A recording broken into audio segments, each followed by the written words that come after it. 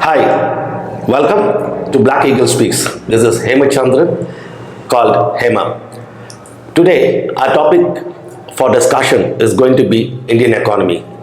We have with us Mr. Jaykumar, a market trader and a invest coach. Welcome, Mr. Jaykumar. Good morning. Very nice to have you with us in Black Eagle Speaks. And today, as discussed, we are going to discuss more on Indian economy. So we expect you to share and give your inputs about your perspective about Indian economy. Over to you, Mr. Jaykumar. Thank you very much. Thank you for the opportunity. It's a great pleasure to always interacting with you and talking about the great country of ours, the economy in particular. We are in a fantastic position as far as the economy is concerned, where we are in terms of our growth, in terms of the opportunity. So it's a fabulous time to be in India at this point of time. So looking forward to more such interactions, and we'll be happy to share my views on the Indian economy as such. Okay, the reason why we wanted to talk about Indian economy in current scenario is like, when the world, most of the countries in the world are, going through a crisis in the economy. And there is a growth in terms of Indian economy in many ways. And there is a lot of talks where the banking industry, the insurance industry, or the mutual fund industry, various industries are looking at a growth in the market from the current scenario. In some cases, they are looking at about 5x to 10x growth in about 5 years. So considering all those things, I foresee there's going to be a huge opportunity in terms of investment, employment, and many other business opportunities in India. So that's one of the main reasons we wanted to start off our discussions on Indian economy. So we would like you to share or throw much more light on the current Indian economy scenario. Sure. So as I told you, we are in the best of the times in India at this point of time. Why do I say that? As you said rightly, insurance, banking, and the securities market, they are the pillars of any economy. And in a growing economy, they have a profound impact. And these three sectors are very well regulated in this country. You take a look at what RBI is doing in terms of managing the foreign currencies, managing inflation, managing the monetary policies. You look at all these three aspects, they're doing a fantastic job. And similarly, you take the case of an IRD as an insurance regulator. They want to have the depth in the market with enhancing the penetration, and so that most people are covered in this country. Similar is the case with SEBI. They brought in a fantastic set of regulation in terms of be it the stock exchanges, be it the mutual funds. All these three things are very, very well regulated, and sometimes we can even proudly say that we are much advanced than many of these countries.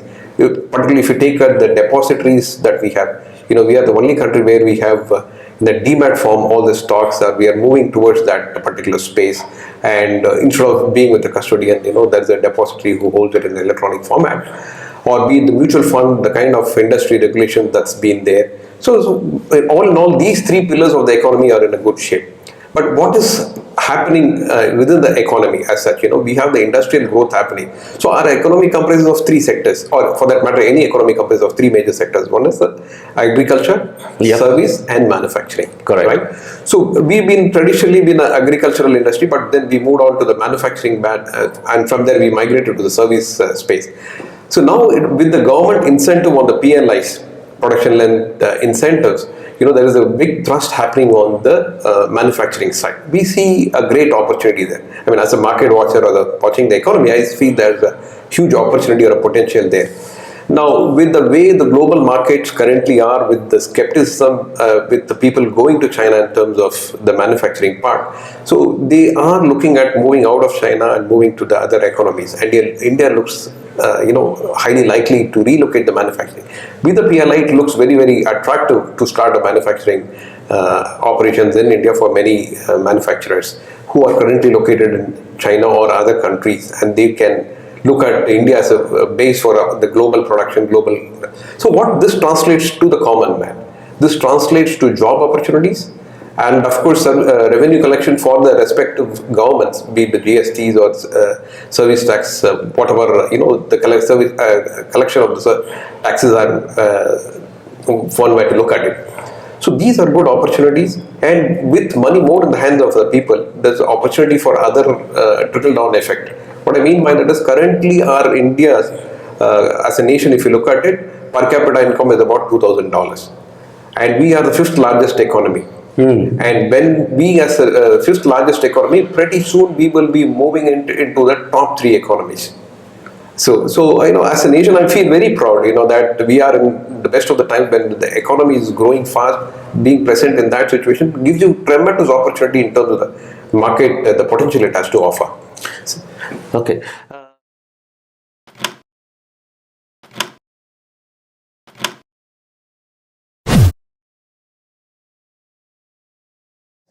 Okay, Mr. Jayakumar, like when you said, we are the fifth largest economy in the world.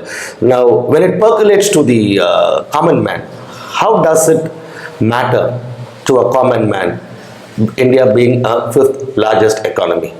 Right. So, fifth largest economy sounds very, very proud and good indeed.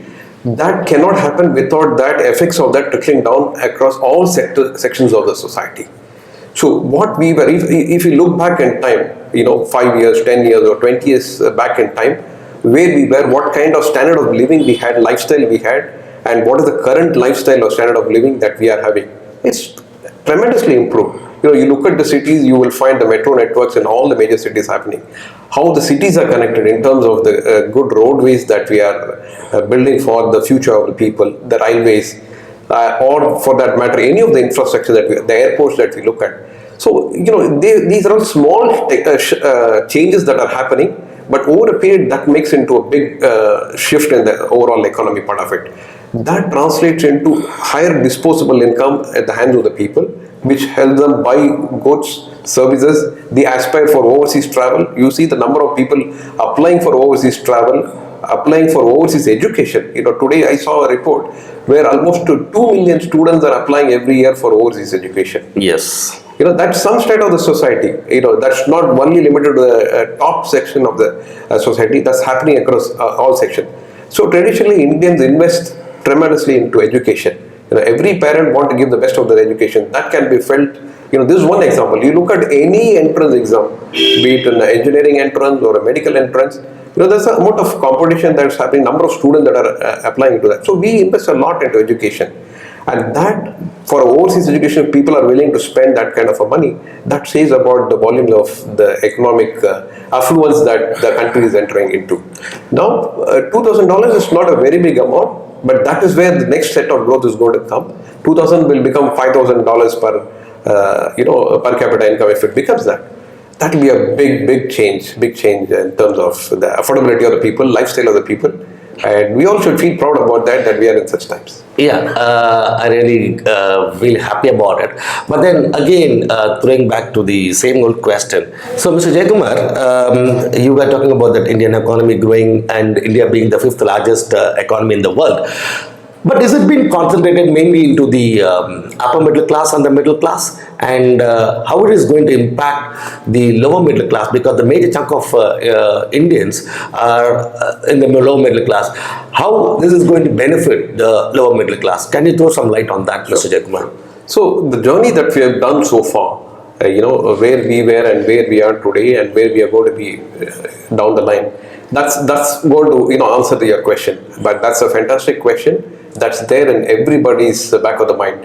Is it concentrated only with few people, economic growth, or is it diversified, or is it trickling down to all the sections of the society? So in any economy, in isolation, only certain pockets of people cannot grow, particularly in a democratic setup. That we should understand. And we are seeing the trickle down effect across all sections of the society. Why do I say that? The demonetization happened.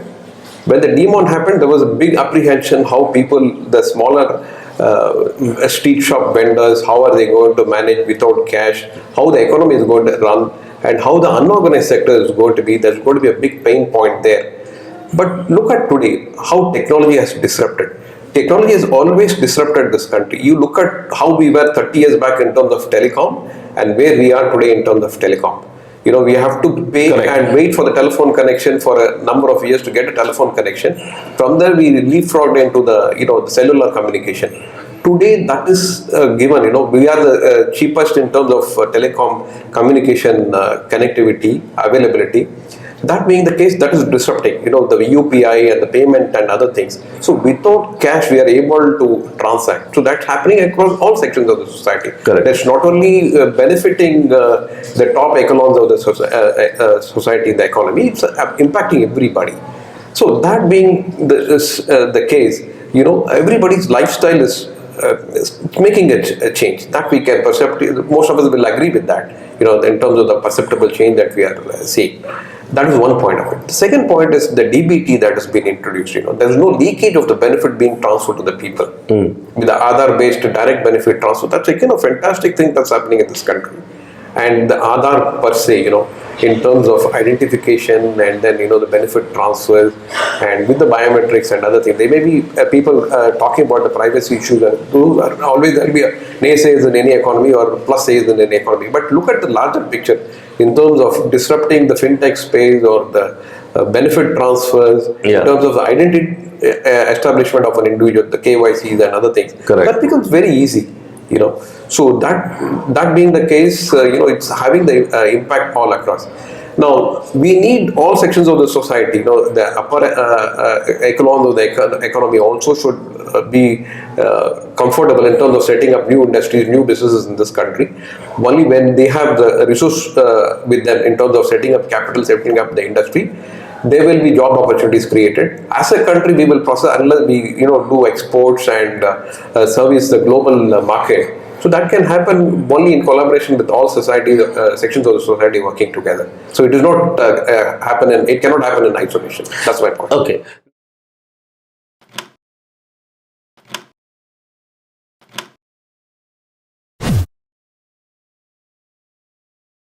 Okay. Now, as we were discussing that the payment methods are now slowly moving into the digital format. And now I see even the kirana shop owners or the vegetable vendors, they are using digital payment for transactions. Now, how this is going to impact or benefit the customers as well as the economy? So today we can move to the market or go outside without even carrying our wallet or the debit card or the credit cards. Yeah. All that you need is the mobile phone. Correct. As long as you have your mobile phone, you can do all the financial transactions. You can travel out. You can have a dinner or food outside, and then you can purchase things. This is the fantastic thing. People are not touching the economy, and touching the money in the economy, and then we are able to transact. And this has got a tremendous impact in terms of the managing the currency in circulation in the country, in terms of bringing the money which was otherwise not coming to the mainstream in terms of their economy. These are all getting into the banking transactions. So those are all getting under the radar. Legalized. Yeah, people are not doing it illegally, but these are all coming into traction in our overall economy part of it. So that's a good thing to happen. That's what I would say. Mr. Jaykumar, like initially about 10-15 years back, we were moved from paper currency to plastic currency. Now plastic currency to digital currency. Now I remember, in plastic currency you're charged either way. The customers charge 2% and the client is also, the vendor is also charged 2%. In digital currency, I suppose it's not there. Now, so that's also an encouragement for the people to use digital currency. Now, that's a good way of taking. Now, this brings in the money into the economy, and the buying power is also now slowly started increasing. So we will wrap up this phase 1, okay, and we will continue it in our phase 2. So thank you very much for watching us the first volume, and we will have the second volume released shortly. Thank you.